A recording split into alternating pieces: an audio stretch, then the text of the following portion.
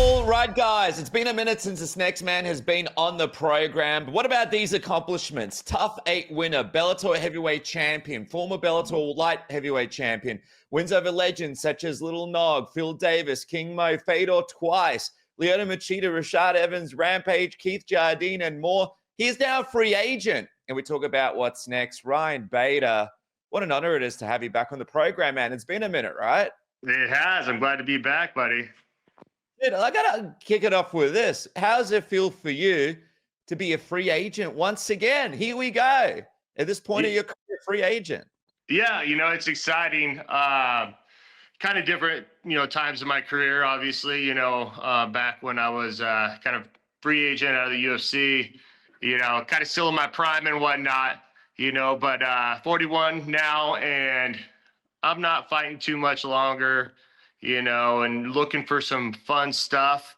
And that could be MMA fights, grappling, boxing, anything like that. So it feels good. It's exciting. We've already got some offers coming in and interest. And so it's a fun time. Let me ask you this. How did we get here, right? Because obviously you're a fixture over in Bellator. You were a champion there. You fought all the biggest names. You fought, a little bit with the PFL, but now here we go. You're a free agent. When did you decide it was time to move on? How did this all begin? Yeah, I had one fight on my contract with PFL, and it's just kind of us kind of wondering, who, like if, because when they acquired Bellator, and Bellator kind of was no longer, it was kind of like everything was up in the air, like who's the champ, this and that. Me coming as the Bellator champ, I couldn't really fight just anybody. So it's like finding an opponent and all that kind of stuff. And I didn't know how long that would be. And I wanted to kind of, get something going sooner rather than later. So we kind of came together and decided, a release would be, for the best. And so had a great time in Bellator, had a ton of fights there.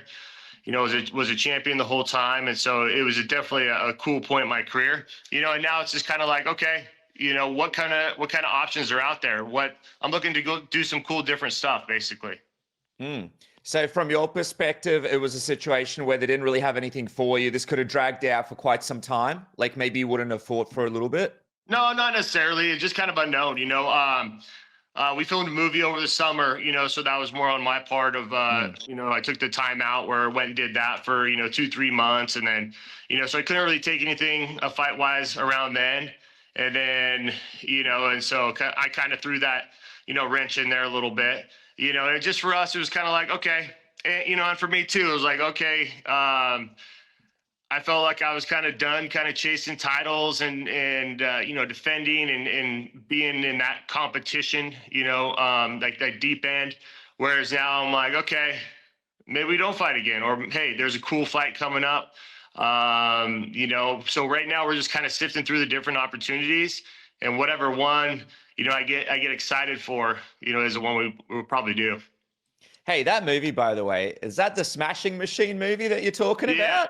Yeah. Whoa, man, what a movie. So The Rock, for the people that don't realize, The Rock playing Mark, tell me about that experience. Did you have any scenes with The Rock? What was it like being a part of that movie? Oh, yeah. I got a random call, actually a text from Benny Safdie, the producer. All he said was, hey, my name's Benny. I have a question about this MMA film. And yeah, I think I blew him off for like 2 or 3 weeks. And then he finally kind of started pressing a little harder. And I got on a FaceTime with him and, realized who he was and what they were trying to do. And then I heard the Smashing Machine, which is, those guys are my lineage in this sport, and anyway, I did a Zoom audition for Mark Coleman. So I ended up getting that part. So I played Coleman. So yeah, I had a ton of scenes with the Rock, with DJ and Emily Blunt and all that. And it was a great time. It's totally different, out of my wheelhouse. Obviously the fighting scenes were right in my wheelhouse, but all the dialogue and acting, totally new. I got to ask, how was The Rock in terms of his skill set? I saw he was really trying to pick up some wrestling, some MMA. Did his skill set, was he able to pick it up? Was he able to get there in the end? Yeah, it looks good. I'm not going to say that he's out there looking like a guy who's, has been fighting for 20 years, but, he obviously works hard, and he went in there and did a training camp with real MMA fighters, get his skills up to look good. And yeah, I've seen some, I've seen a little bit of like the playbacks, and they look good. Like I said, he worked super, super hard. Was actually great shape. He always is. Big old dude. But this movie, it's real gritty. It goes from like the Vale Tudo days all the way up to the Pride, and it was a lot of fun making that. And then, I obviously had a great time going in there and trying to make those fights look as real as possible. He must have been pumped to have you as a part of the movie, man, because I know The Rock said at one point, like, he actually thought about going into MMA. Did you guys have little, like, MMA chats on the side? He would have loved having chats with you. No, man, we had a lot of time, downtime when you're on set and something's not ready or whatnot. And we had tons of conversations about MMA. And there was a lot of, MMA guys there. Boss Rutan was there, playing himself, and a bunch of the fighters that were there for, kind of stunt guys and stuff like that. So, man, he enjoys this world, respects it, and we respect him. And I think he had a lot of fun coming in here and, getting out of his wheelhouse as far as like, it wasn't a comedy. This is like a drama, with fighting. And so, he was really excited to get in here, make that look good and get out of his wheelhouse, I think. Yeah, he was really instrumental in making this movie happen. Hey, just quickly, on playing Mark Coleman, that's a big assignment too, right? Mm-hmm. The guy's a legend, but if you guys watch the documentary, he's going through it, ups and downs, all sorts of stuff. How did you approach playing him? And like for you, what was the what do you think it was the big Mark Coleman moment throughout this documentary that you got a chance to sort of portray? Yeah, coming into this, and I don't know, I've never done this, right? So, I'm just following the directors and the producers kind of, they're like, I'm like, hey, do you want me to try to like get his voice down or something? Or, I have no idea. And they're like, no, just do what you did in that audition, and I talked to Coleman. I actually got them to fly Coleman out for, a day and a half there and see on set and all that. Yeah. But I mean, it's pretty true to form to that, to that documentary, the Smash Machine. So, Coleman has some big parts in there. Probably the one is winning that tournament, and so, that was cool to if it's in the movie, it's cool to experience and all that. And then he's a legend. Like I said, this is my lineage. Wrestlers turned into MMA fighters. And it was cool to not only obviously be in a movie, but to play a part in a movie like this. Yeah, it was wild though. He fought Fedor twice. Obviously, it didn't go his way. You fought Fedor twice as well. You were able to pick up the win. It's just crazy how small this world is and how it all works. Oh, yeah. Unbelievable. Hey, I want to quickly ask you then. So you mentioned that you feel like you're not in the prime of your career. Like, how are you feeling right now? Obviously, you mentioned you're 41. You've got massive wins, titles. How are you feeling physically right now? Are you not feeling like the Brian Bader of old? Are there things that are in the way compared to before? No, I feel good. I do feel good. Training wise, being 41 and whatnot, rather than being 30 or 25, it takes a little more recovery. You can't go as hard that many days as row as you could, but I feel physically fine and good. I think it's more of like a mental, I know that I'm not signing up to go fight 5 more fights, like I said, couple max, 1 maybe. So I want it to be fun, and I want to kind of approach whatever I'm doing as this is just, gravy. It's fun. I want to do it because I want to do it, not because I have to defend a title, next in line kind of deal. So it's just a different kind of mind frame. Is there a chance that we might have seen your last fight in MMA? Like if nothing fun comes along in MMA, is it possible that you might have had your last fight? I mean, anything's possible, but I want to do one more, and we're even going through a couple opportunities that look pretty fun, already, and so I see myself doing one more kind of at least farewell MMA fight. I'm always going to be trying to competing, whether that's grappling or something cool comes along, boxing wise or anything like that, but I don't know. I'd probably say there's 70% chance you'll see me one more time at least. Love it, man. Well, there's a lot of opportunities out there. What to put the big one out there first, because a lot of people would be wondering, well, what about the UFC, right? Mm-hmm. Because the light heavyweight division is wide open. The heavyweight division is wide open. Someone like yourself could go in there, do really, really well. Are you tempted at all to go back to the UFC? Have you thought about speaking to them at all? What's your take on potentially going back to the UFC? Yeah, my manager and I, we kind of talked about that and talked about how cool it would be, kind of, full circle, come back and at least, retire in the UFC or whatnot, even have one fight.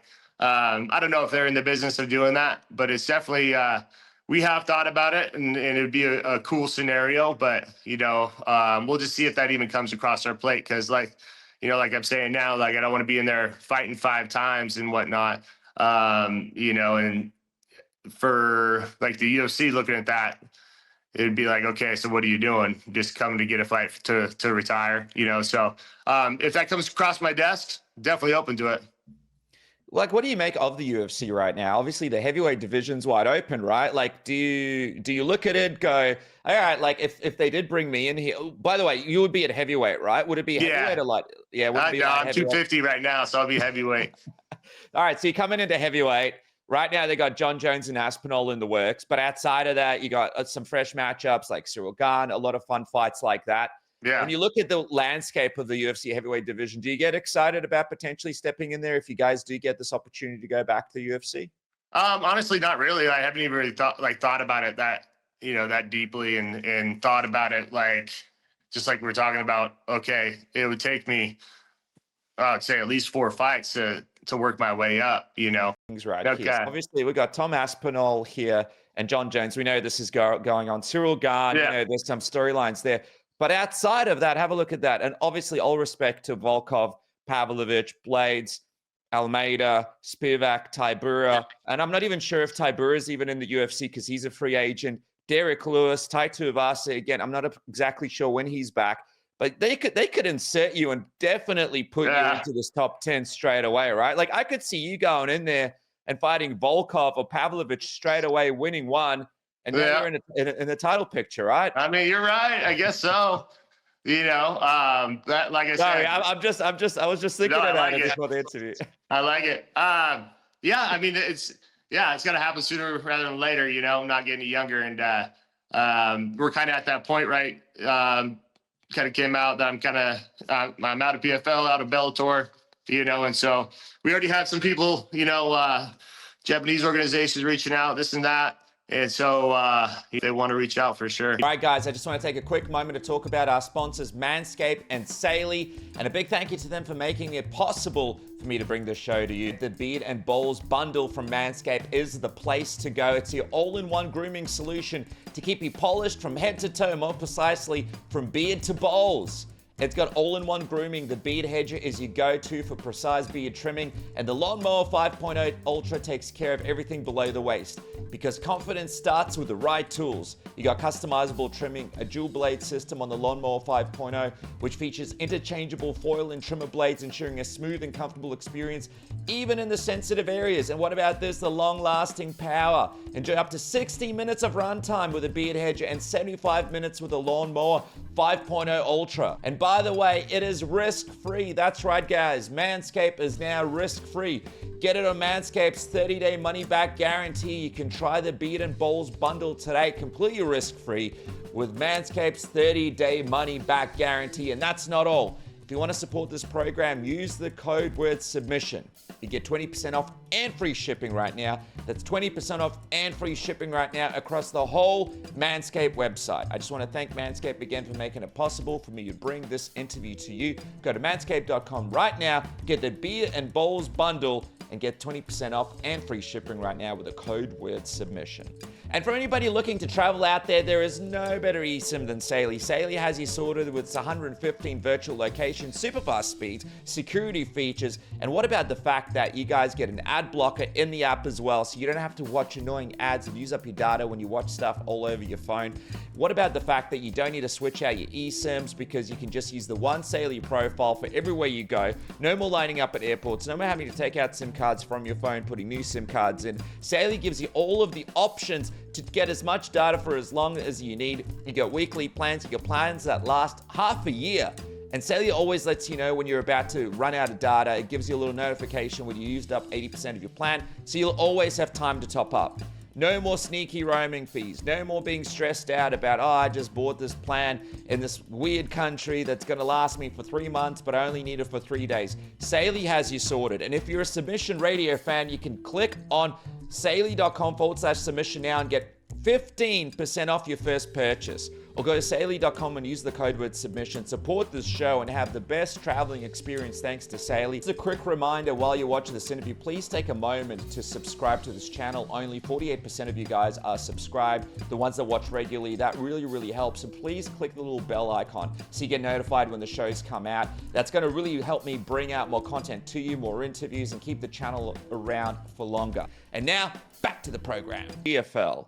It's a place where a lot of, massive name fighters are going. It looks like they might be having shows. They might not be. I don't know. It's all up in the air. But would you be open to potentially going to a GFL if they made you an offer or try to add you to the roster of their fighters?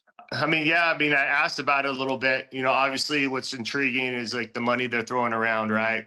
Kind of double-edged sword though. How long can you throw around that money and stay around, And so I've gotten, not to talk smack on them or anything, because I really do not know, and I've just heard of word of mouth from other people like, yeah, it's going to happen, or no, it's not going to happen, or they might have 1 or 2 fights and then fold or whatnot, and for those fighters that go in there and getting a big payday and you get the fight and you get your money first couple cards, great, do it. For us, it's kind of just an unknown. They really haven't proven themselves yet as far as even having a fight, promoter's license, that kind of stuff. So it's just one of those deals where we got to see them have an actual card.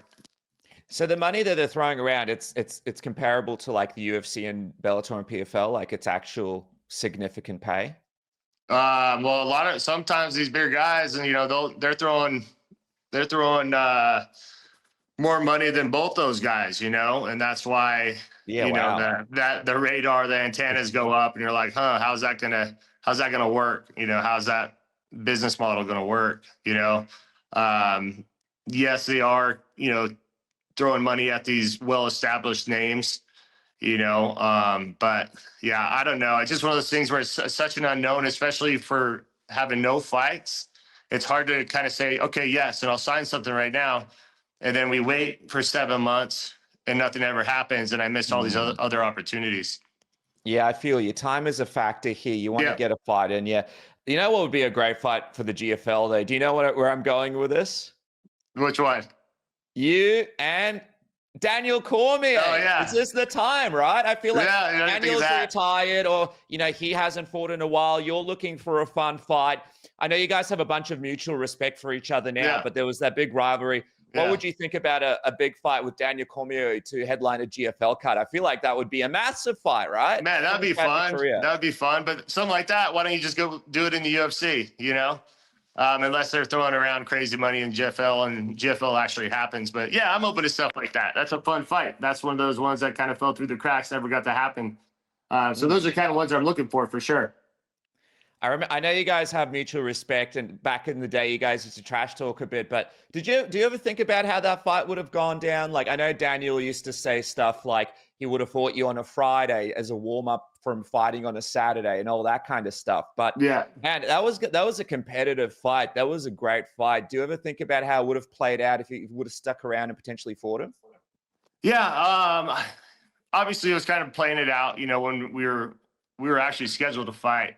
It'd obviously be a tough fight. He's good at what I'm good at. You could say even better in his wrestling credentials, but different in MMA, so I just think it'd be a fun fight as far as, testing those two, skills, the wrestling basically, and then throwing obviously some punches in there. I can hit hard. Obviously he can hit hard, but being a good wrestler outside of MMA, you're going to do well. But guys that kind of like tailor their wrestling to the sport of MMA, which I felt like I've done very well, especially, I get on top and use that cage and everything. Yeah, so it's fun to kind of throw around here and there, like we said, if that opportunity comes around, hell yeah. But doubt that it would. All right, well, I'm putting it out there. Everybody's got to get out there. Start demanding the DC Ryan Bader fight, the perfect fight to go out. I feel like for DC as well, he'd love something like that. Ryan Bader, thank you so much for jumping on. All right, so for now, we're free agents. We're open to business. Throw out your offers to Ryan Bader. He's open for a fun, exciting fight. And hopefully, what's the timeline ideally for you, Ryan? Yeah, I mean, we got kind of some stuff coming in, this year, pretty much. That movie comes out this fall. Who knows where we go from there, different opportunities with that. So, yeah, I mean, anytime this summer. And like I said, I'm open to doing some cool grappling matches. If the money's right, some MMA, boxing, whatever. I just kind of want to, first time really, I've really had the chance to see different opportunities. Awesome, man. Well, the landscape's wide open for you, dude. Guys, make sure to follow Ryan, and I can't wait to watch the movie. Potential movie star in the making. Yeah. Potential movie star, all right? Thank you so much, I Ryan. don't know, but it'll be fun. Thanks, buddy. You, man. Thank you. Later, buddy.